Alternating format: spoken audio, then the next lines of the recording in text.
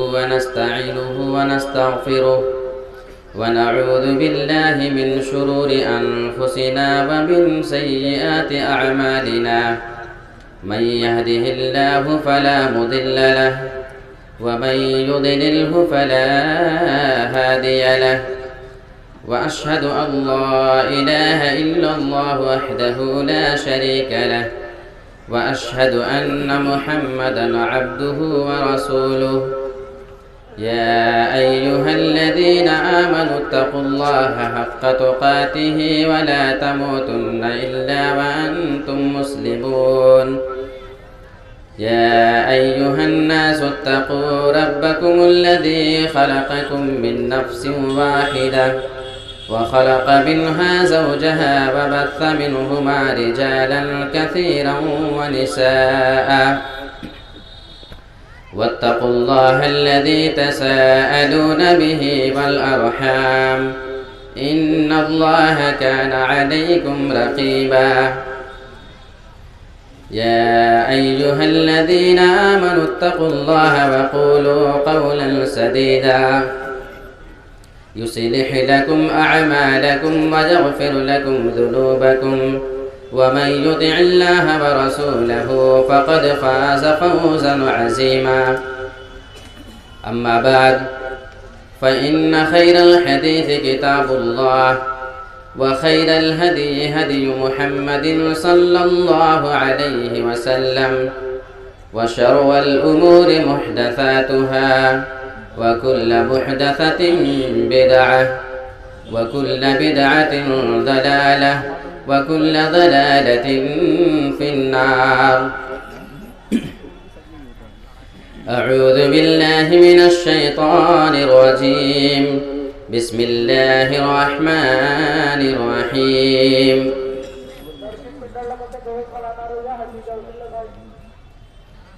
يوم ترونها تذهل كل مرضعة عما أرضعت وتضع كل ذات حمل حملها وترى الناس سكارى وما هم بسكارى ولكن عذاب الله شديد رب اشرح لي صدري ويسر لي أمري واحلل عقدة من لساني يفقهوا قولي اللهم رب زدني علما آمین۔ ابھی مجھ سے پہلے فضیلت الشیخ عبدالسلام مدنی داعی اسلامک سینٹر جالیات جو کہ سعودی عرب سے تشریف لائے ہوئے ہیں، آپ محترم کا خطاب سماعت فرما رہے تھے، اور میرے بعد فضیلت الشیخ سید معراج ربانی حفظہ اللہ کا خطاب ہونا باقی ہے، جس کا ہمیں آپ سب کو انتظار ہے۔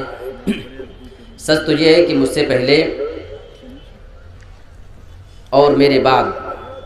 کہ آنے والے خطیب، اصل وقت انہی کا ہے، اصل حق انہی کا ہے۔ اب لیکن چونکہ مجھے بھی آپ کے بیچ میں کچھ کہنے کا مکلف بنایا گیا ہے، اس لیے میں آپ کے سامنے کچھ باتیں عرض کرتا ہوں۔ مجھے آج آپ کے سامنے جس موضوع کے تحت کچھ باتیں رکھنی ہیں وہ ہیں قیامت کی ہولناکیاں۔ ہم میں سے ہر آدمی یہ جانتا ہے کہ قیامت قائم ہوگی، اس پر ہمارا اور آپ کا سبھی کا ایمان ہے۔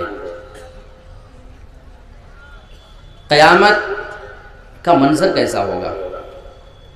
قیامت کے بارے میں قرآن اور حدیث میں کیا بتائی گئی ہیں، اور اس کے لیے ہمارے اور آپ کے یہاں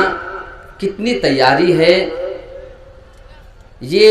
ایک وہ پہلو ہے ہماری زندگی کا جس کے بارے میں ہمیں اور آپ کو سبھی کو غور کرنے کی ضرورت ہے۔ آپ دیکھیں قرآن مجید کو اٹھائیں تو اللہ رب العالمین نے سورہ بقرہ آیت نمبر 254 کے اندر ایک پیغام ہمیں دیا، ایک حکم ہمیں دیا ہے۔ یا ایھا الذین آمنوا انفقوا مما رزقناکم من قبل ان یأتی یوم لا بیع فیہ ولا خلۃ ولا شفاعہ۔ آپ اس آیت کو دیکھیں اور اس کے بعد آپ غور کریں کہ اللہ رب العالمین نے اس آیت کریمہ کے اندر ہمیں اور آپ کو کیا کیا آرڈر دے رہا ہے، کن کن چیزوں کا حکم ہمیں اور آپ کو دیا جا رہا ہے۔ یا ایھا الذین آمنوا انفقوا مما رزقناکم، اے ایمان والو تم خرچ کرو، مما رزقناکم اپنے اس روزی میں سے جو ہم نے تم کو دیا ہے، یعنی اے ایمان والو تمہیں یہ معلوم ہونا چاہیے تمہارے پاس جو بھی دولت ہے وہ ساری کی ساری اللہ کی دی ہوئی ہے۔ مما رزقناہم یہ الفاظ بتا رہے ہیں کہ تم نے اس کو اپنی صلاحیت سے نہیں کمایا، اپنی محنت سے نہیں کمایا ہے۔ من قبل ان یأتی یوم لا بیع فیہ ولا خلۃ ولا شفاعہ، ہم انتظار میں ہوتے ہیں۔ یہاں اللہ یہ فرما رہا ہے تم ابھی خرچ کر لو اس سے پہلے کہ وہ دن آ جائے جس دن کوئی خرید و فروخت نہیں ہوگا، کوئی کاروبار نہیں ہوگا، کوئی بزنس نہیں ہوگا، کوئی بھی کاروبار کسی آدمی کا نہیں ہوگا، ولا خلہ اور کسی آدمی کی کوئی دوستی کام نہ آئے گی، ولا شفاعہ کوئی آدمی کسی آدمی کے لیے سفارشی نظر نہ آئے گا۔ آج دنیا میں ہم دیکھیں ہمارے آپ کے کاروبار ہیں، ہم آپ کاروبار اور بزنس میں لگے ہیں،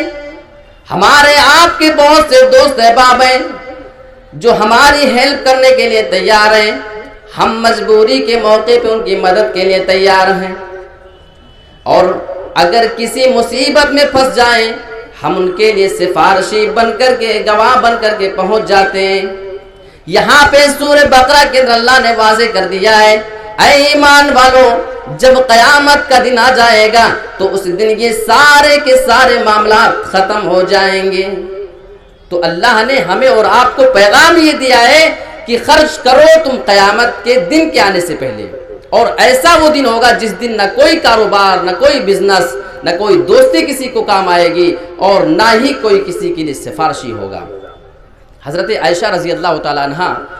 کہتی ہیں ذکرت النار فبکیت، ہماری مائیں اور بہنیں بھی کافی تعداد میں موجود ہیں، ذرا سنیں وہ بھی ایک خاتون ہے، ہماری مائیں بہنیں بھی ایک خاتون ہیں، فرق ہے مقام اور مرتبے کے اعتبار سے وہ بات الگ ہے، لیکن آپ سوچیں کہ ایک عورت اگر چاہے تو اپنے آپ کو کن چیزوں میں بزی رکھ سکتی ہے۔ ہمارے اور آپ کے یہاں دیکھ لو آج خواتین کی مصروفیت کا اندازہ آپ گھروں میں جا کر کے لگا سکتے ہیں۔ حضرت عائشہ رضی اللہ تعالیٰ عنہ فرماتی ہیں ذکرت النار، میں نے جہنم کو یاد کیا، فبکیت تو میں جہنم کو یاد کر کے رونے لگی۔ اللہ کے رسول جناب محمد رسول اللہ گھر تشریف لاتے ہیں صلی اللہ علیہ وسلم، آپ نے اپنی پیاری بیوی کو روتے ہوئے دیکھا، سوال کر لیا ما یبکی کی اے عائشہ تم کیوں رو رہی ہو، تمہیں کس چیز نے رلا دیا ہے؟ حضرت عائشہ جواب دیتی ہیں اے اللہ کے رسول مجھے جہنم کی یاد آ گئی، جہنم کو یاد کر کے میں رونے لگی۔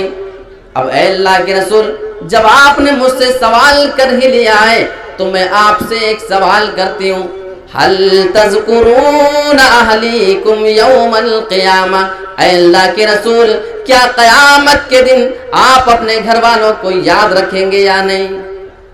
جب حضرت عائشہ یہ سوال کرتی ہیں اللہ کے رسول ارشاد فرماتے جواب دیتے ہیں اے عائشہ 3 مقامات ایسے ہوں گے، 3 جگہیں ایسی ہوں گی جہاں پہ میں خود اپنے گھر والوں کو بھی یاد نہ رکھ سکوں گا۔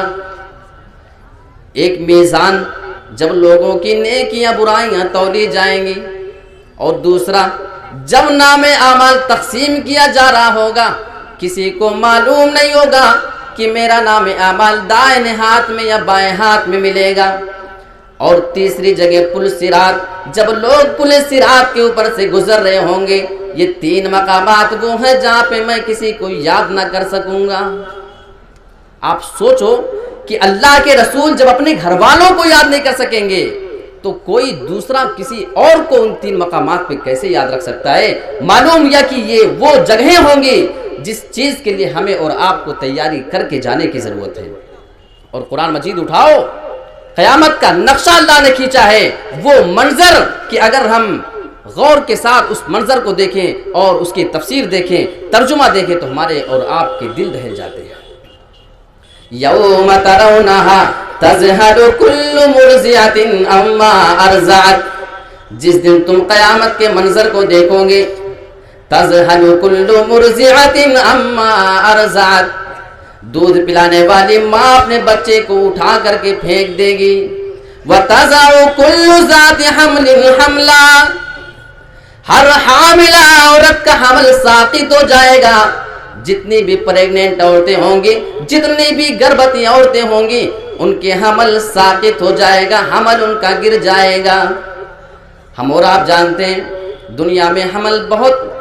معمولی کبھی کیس آتا ہے کہ حمل آٹومیٹک ساقط ہو جائے، لیکن غور کرو وہ کون سا منظر ہوگا،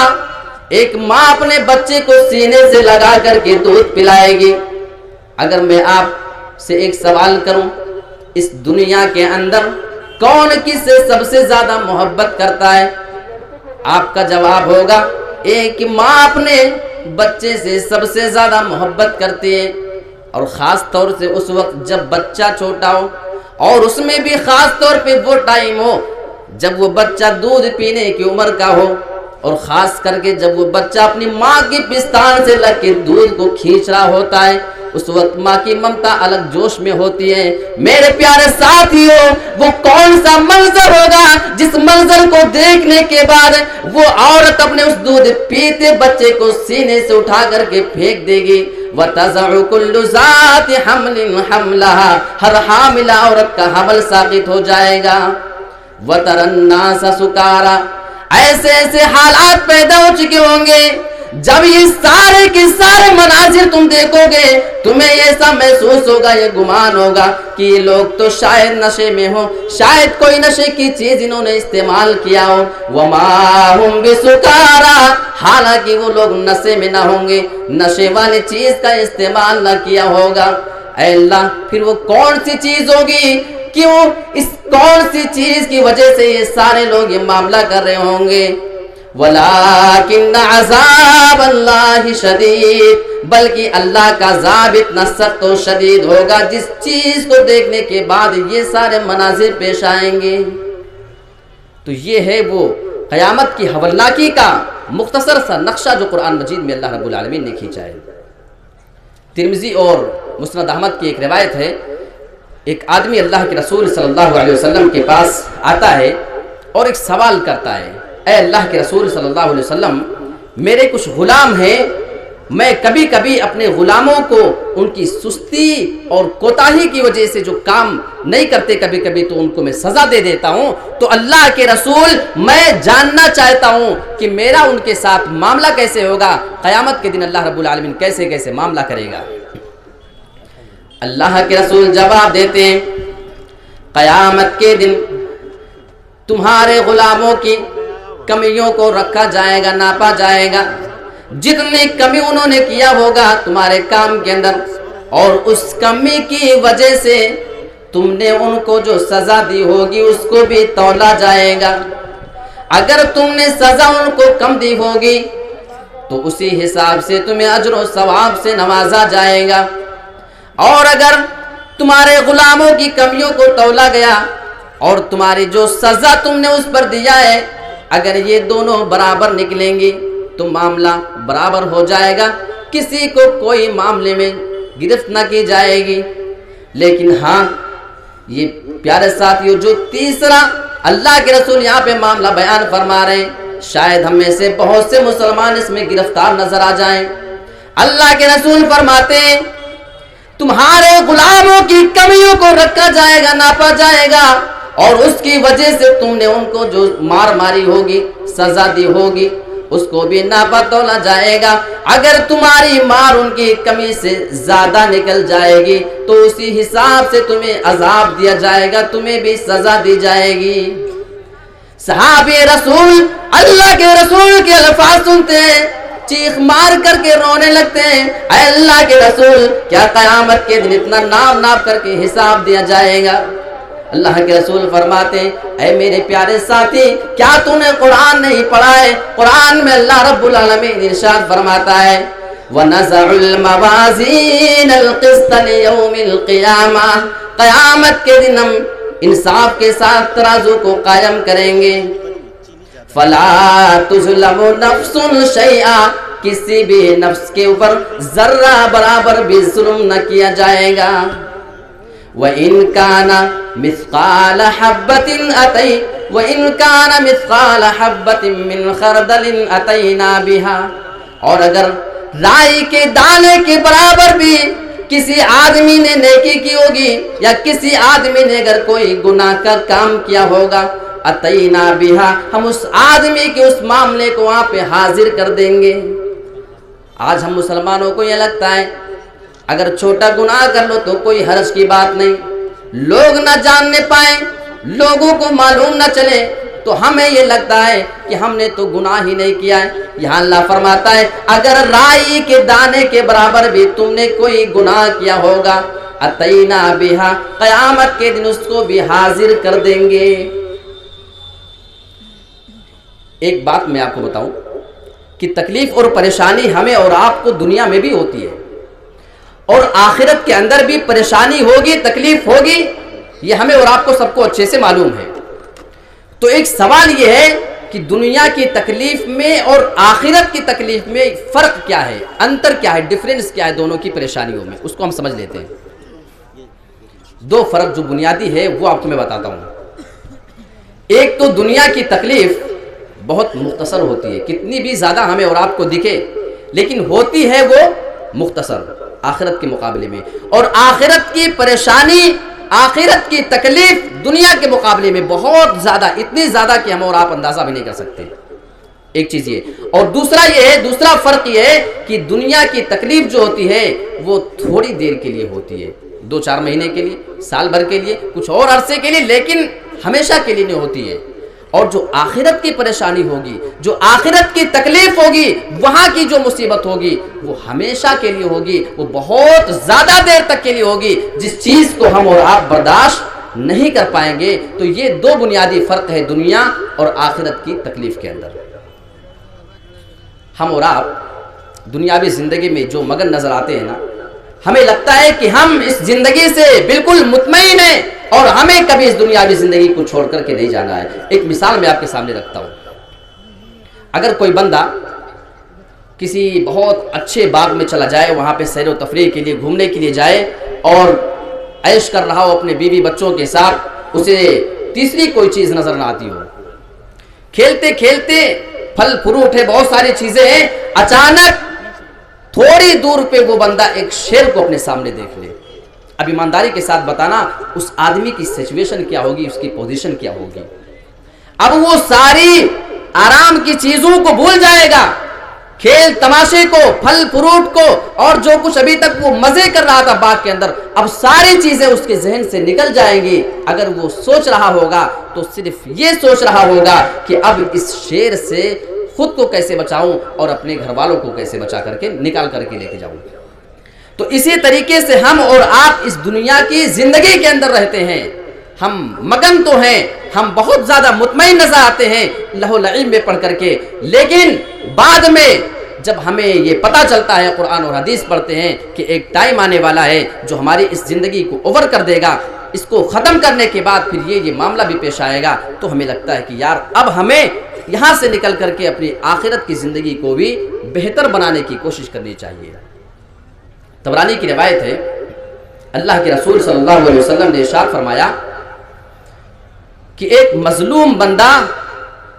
ظالم آدمی کو جس نے ظلم کیا ہوگا اس کو پل صراط کے اوپر وہ جا کر کے پکڑ لے گا، حالانکہ وہاں پہ بہت تاریکی ہوگی، کسی کو کوئی چیز نظر نہیں آ رہا ہوگا، لیکن یہ بندہ اس کو پہچان لے گا، اور ظالم جب اس مظلوم کو دیکھے گا جس کے اوپر اس نے دنیا میں ظلم کیا تھا، اسے اپنا سارا ظلم یاد آ جائے گا، ہاں میں نے فلاں ظلم اس آدمی کے اوپر کیا تھا۔ وہ آدمی اس کو اس وقت تک نہیں چھوڑے گا جب تک کہ اپنے اس ظلم کا حساب نہ لے لے۔ اگر اس کے پاس دینے کے لیے کوئی چیز نہیں ہوگی، اس کی نیکیاں لے لے گی، اس کی ساری نیکیاں وہ بندہ لے لے گا، اور اگر اس دینے کے لیے اس کے پاس نیکی نہ ہوگی تو اس آدمی کے گناہ اٹھا کر کے اس آدمی کے اوپر ڈال دیا جائے گا اور اس آدمی کو جہنم کے اندر ڈال دیا جائے گا۔ یہ ہے وہ معاملہ جو قیامت کے دن اگر کوئی کسی پہ ظلم کیا ہوگا تو اللہ تعالیٰ اس طریقے سے انصاف دلائے گا۔ صحیح مسلم کی ایک روایت، اللہ کے رسول صلی اللہ علیہ وسلم نے ایک بار یوں ہی اپنے صحابہ سے سوال کر لیا، اتدرون مل مفلس، اے میرے صحابہ کیا تم جانتے ہو کہ مفلس کون ہے؟ صحابہ نے جواب دے دیا، قالوا المفلس فینا من لا درہم لہ ولا متاع، اے اللہ کے رسول ہم میں مفلس آدمی وہ ہے جس کے پاس دینار و درہم نہ ہو، روپیہ پیسہ نہ ہو، کھانے پینے کی چیز نہ ہو، وہی ہم میں مفلس آدمی ہے۔ ایک نارمل سا جواب صحابہ نے صحیح دیا تھا، لیکن اللہ کے رسول ارشاد فرماتے قال ان المفلس من امتی، اے میرے صحابہ تم جسے مفلس سمجھتے ہو وہ حقیقت میں مفلس آدمی نہیں ہے، بلکہ میری امت کا مفلس آدمی وہ ہے یاتی یوم القیامت بصلاۃ وصیام وزکاۃ، وہ بندہ قیامت کے دن آئے گا، اس نے نمازیں پڑھی ہوں گی، اس نے روزہ بھی رکھا ہوگا، اس نے زکوٰۃ بھی دیا ہوگا، یعنی وہ بندہ بڑی بڑی نیکیاں کر کے آیا ہوگا۔ ویاتی قد شتم ھذا، لیکن وہ بندہ آئے گا اس حال میں آئے گا کہ دنیا میں کسی آدمی کو گالی دیا ہوگا، وقذف ھذا، دنیا میں اس آدمی نے کسی پر الزام لگایا ہوگا، وَأَكَلَ مَالَ ھذا، دنیا میں وہ آدمی کسی آدمی کا مال لوٹ کر کے کھایا ہوگا، چھین کر کے، زبردستی قبضہ کر کے، وَقَتَلَ ھذا وَسَفَكَ دَمَ ھذا، دنیا میں اس آدمی نے کسی آدمی کا خون بہایا ہوگا، مرڈر کیا ہوگا، وَضَرَبَ ھذا، دنیا میں بغیر کسی غلطی کے اس آدمی نے کسی کو مارا ہوگا۔ یہ معاملہ اس کے ساتھ، اب حدیث کے الفاظ پہ آپ غور کرو، ایک طرف اس آدمی کے پاس بڑی بڑی نیکیاں موجود ہیں، نماز بھی، روزہ بھی ہے، زکوٰۃ بھی ہے، یعنی اتنی بڑی بڑی نیکیاں وہ لے کر کے دنیا سے گیا ہے، لیکن کسی کو گالی دیا، کسی پہ الزام لگایا ہے، کسی کا مال کھایا ہے، کسی کا خون کیا، مرڈر کیا ہے، بغیر کسی غلطی کے کسی آدمی کو مارا ہوگا۔ جب وہ قیامت کے دن جائے گا انصاف کرنے کے لیے، اللہ رب العالمین جب انصاف کرنے آئے گا، فَيُعْطَى هَذَا مِنْ حَسَنَاتِهِ وَهَذَا مِنْ حَسَنَاتِهِ، اللہ کے رسول فرماتے ہیں ایک ایک مظلوم آدمی اس کے پاس آئے گا، ایک ایک آدمی کو اس کی ساری نیکیاں اٹھا اٹھا کر کے بانٹی جائیں گی۔ فَإِنْ فَنِيَتْ حَسَنَاتُهُ قبل ان یقضی ما علیہ، اگر فیصلہ ہو جانے سے پہلے، انصاف ہو جانے سے پہلے اگر اس کی نیکیاں ختم ہو جائیں گی،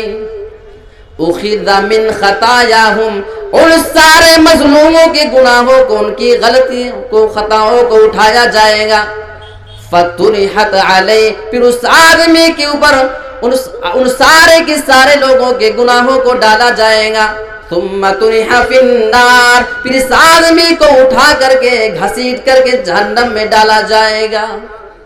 یہ صحیح مسلم کی روایت ہے۔ اب غور کرو کہ نماز، روزہ اور زکوٰۃ یہ بڑی بڑی نیکیاں وہ آدمی کر کے گیا ہے، لیکن اگر وہ حقوق العباد میں پھنسا ہے، آپ یوں سمجھ سکتے ہیں اس کو کہ حقوق اللہ کی ادائیگی تو اس نے کیا ہے، لیکن اس بندے نے حقوق العباد کے معاملے میں کمی اور کوتاہی کی ہے، اس بنا پہ وہ آدمی جہنم کے اندر جائے گا۔ واضح الفاظ ہیں، ثم طرح فی النار، اس آدمی کو گھسیٹ کر کے، اٹھا کر کے جہنم کے اندر پھینک دیا جائے گا۔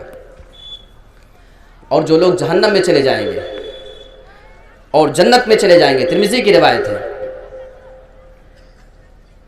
جنت اور جہنم کے بیچ میں ایک دیوار ہوگی، موت کو ایک میڈے کی شکل میں لا کر کے اسی دیوار کے اوپر کھڑا کر دیا جائے گا، آواز لگائی جائے گی، اے جنتیوں،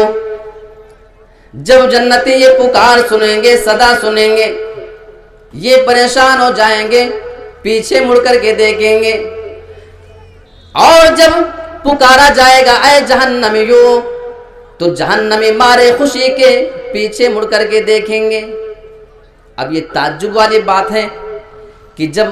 جنتی جنت میں جا چکے ہیں اور جہنمی جہنم کے اندر جا چکے ہیں، جب ان دونوں کو پکارا جا رہا ہے تو جنتی پریشان ہو کر کے پیچھے مڑ کر دیکھیں گے، اور جو جہنمی ہوں گے وہ خوش ہو جائیں گے۔ اس کی کیا وجہ ہوگی؟ بھائی جو آدمی جنت میں گیا وہ تو خوش ہے، وہ یہ صدا سن کر کے پریشان کیوں ہو رہا ہے؟ وہ اس لیے پریشان ہو جائیں گے کہ کہیں ایسا تو نہیں کہ کوئی پکار رہا ہو کہ چلو جہنم میں جانا ہے، تم کو جنت میں نہیں رہنا ہے، کہیں ایسا تو نہیں کہ کوئی ہم کو بلا رہا ہو نکالنے کے لیے۔ اور جو جہنمی خوش ہو جائیں گے جب سنیں گے کہ ہمیں کوئی بلا رہا ہے، امید بچ جائے گی، ایک آرزو ہو جائے گی کہ شاید ہمیں جہنم سے نکالنے کے لیے بلایا جا رہا ہو، اس بنا پہ وہ خوش ہو جائیں گے اس پکار اور صدا کو سننے کے بعد۔ لیکن معاملہ یہ نہ ہوگا جو وہ سوچ رہے ہوں گے۔ موت کو سی دیوار پہ کھڑا کر کے پوچھا جائے گا، کیا تم جانتے ہو کہ یہ کیا چیز ہے جو تمہارے سامنے موجود ہے؟ فَيَقُولُونَ هَٰؤُلَاءِ وَهَٰؤُلَاء، جنتی بھی جواب دے دیں گے اور جہنمی بھی جواب دے دیں گے، نعم قد عرفناه هو الموت الذي وكل في الدنيا، ہاں ہم جانتے ہیں، ہم تو اسے پہچانتے ہیں، یہ وہی موت ہے جو دنیا میں ہمارے پاس آیا کرتی تھی، ہم تو اس کو اچھے سے جانتے ہیں۔ اس کے بعد اسی دیوار پہ موت کو لٹا کر کے ذبح کر دیا جائے گا، اسے ذبح کر دیا جائے گا، یعنی موت کو بھی موت آ جائے گی۔ اس کے بعد پکار لگائی جائے گی، یا اہل الجنہ خلود لا موت، اے جنتیوں تم جنت کے اندر چلے جاؤ، اب تمہیں ہمیشہ کے لیے جنت کے اندر رہنا ہے، لا موت، اب تمہیں جنت کے اندر کبھی موت نہ آئے گی۔ اور اے جہنمیوں، یا اہل النار خلود لا موت، اے جہنمیوں تم جہنم کے اندر جاؤ، ہمیشہ کے لیے جہنم میں رہنا ہے، لا موت، تمہیں کبھی بھی موت نہ آئے گی۔ یہ ترمذی کی روایت ہے، اور ترمذی ہی کے اندر ایک دوسری روایت ہے، جب موت کو ذبح کر دیا جائے گا، سارے لوگوں کو بتا دیا جائے گا، اے جنتیوں تم جنت میں رہو گے ہمیشہ کے لیے، کبھی موت نہ آئے گی، اے جہنمیوں تم ہمیشہ کے لیے جہنم میں رہو گے، تمہیں بھی کبھی موت نہ آئے گی۔ اگر یہ خبر سننے کی وجہ سے خوشی سے مرنا ممکن ہوتا تو جنتی مارے خوشی کے مر گئے ہوتے، اور اگر غم کی وجہ سے، ناخوشی کی وجہ سے مرنا ممکن ہوتا تو جتنے بھی جہنم میں جانے والے لوگ ہیں وہ غم سے مر چکے ہوں گے، لیکن وہاں مرنا ممکن نہیں ہے کیونکہ موت کو خود وہاں پہ موت آ چکی ہوگی۔ ایک اور روایت میں آپ کے سامنے پیش کر دوں کیونکہ مجھے معلوم ہے وقت کا میں خیال کر رہا ہوں، ابھی سید معراج ربانی حفظہ اللہ کا خطاب ہمارے اور آپ کے سامنے ہونا ہے۔ ایک روایت میں آپ کے سامنے پیش کرتا ہوں، جو آدمی دنیا میں اللہ کے لیے بہت ساری چیز ہونے کے باوجود خرچ نہیں کرتا، میں نے آپ کو دیکھا ابھی آپ نے اپنے مدرسے کے لیے الحمدللہ بڑھ چڑھ کر کے تعاون کیا ہے، لیکن کچھ لوگ ہونے کے باوجود بھی اللہ کے راستے میں خرچ کرنا گوارا نہیں کرتے ہیں۔ اللہ کے رسول صلی اللہ علیہ وسلم نے فرمایا کہ قیامت کے دن سب سے کمتر عذاب والے بندے کو لایا جائے گا اور اس سے ایک سوال کیا جائے گا۔ اللہ رب العالمین سوال کرے گا کہ اے میرے بندے یہ بتا کہ اگر تیرے پاس پوری دنیا کے برابر اگر خزانہ ہو جائے، مال اور دولت ہو جائے، تو کیا تو اس کو خرچ کر کے اللہ کے راستے میں دے کر کے جہنم سے بچے گا؟ وہ بندہ فوراً کہے گا کہ ہاں اللہ، اگر میرے پاس پوری دنیا کے برابر دولت آ جائے اور مجھے یہ کہہ دیا جائے کہ اسے خرچہ کر دے جہنم سے بچ جائے گا، تو میں فوراً اس کو تیرے راستے میں دینے کے لیے تیار ہوں تاکہ میں جہنم سے بچ سکوں۔ غور کرو، خرچ کرنے کا معاملہ ہماری جنت اور جہنم سے کتنا جڑا ہوا ہے، یعنی وہاں پہ وہ بندہ آرزو کرے گا۔ اس طریقے سے وہ سارے مناظر، وہ ساری حدیثیں آپ دیکھیں۔ ایک روایت صحیح مسلم کی میں آپ کو مختصراً اشارہ کرتے چلوں، اللہ کے رسول صلی اللہ علیہ وسلم نے اسی جہنم کے بارے میں ارشاد فرمایا تھا کہ ایک آدمی کو قیامت کے دن لایا جائے گا، حدیث کے الفاظ ہیں یؤتی بانعم اہل الدنیا، قیامت کے دن دنیا میں سب سے آرام کی زندگی گزار کر کے آنے والے کو لایا جائے گا، یعنی ایسا آدمی ہوگا جو دنیا میں سب سے زیادہ آرام کی زندگی گزارا ہوگا، وہ آدمی آئے گا، یہ جہنمی آدمی ہے، اسے ہمیشہ کے لیے جہنم میں جانا ہے، لیکن ہمیشہ کے لیے جانے سے پہلے اسے جہنم کی ایک جھلک دکھائی جائے گی۔ صحیح مسلم کے الفاظ ہیں فَيُسْبَغُ فِي النَّارِ سَبْغَةً، اس آدمی کو تھوڑی دیر کے لیے جہنم میں ڈالا جائے گا۔ اور یہاں پہ تاکید کی گئی سبغتاً، بس تھوڑی سی ایک ڈبکی دے کر کے فوراً نکالا جائے گا۔ ثُمَّ يُقَالُ لَهُ، پھر اس آدمی سے سوال کیا جائے گا هَلْ رَأَيْتَ خَيْرًا قَطُّ، اے میرے بندے تو یہ جواب دے، کیا تو نے دنیا کے اندر کبھی کوئی بھلائی دیکھی ہے؟ کیا تیرے پاس کبھی کوئی نعمت آئی یا نہیں؟ وہ بندہ فوراً اللہ کی قسم کھائے گا، جواب دے دے گا فَيَقُولُ لَا وَاللَّهِ يَا رَبِّ،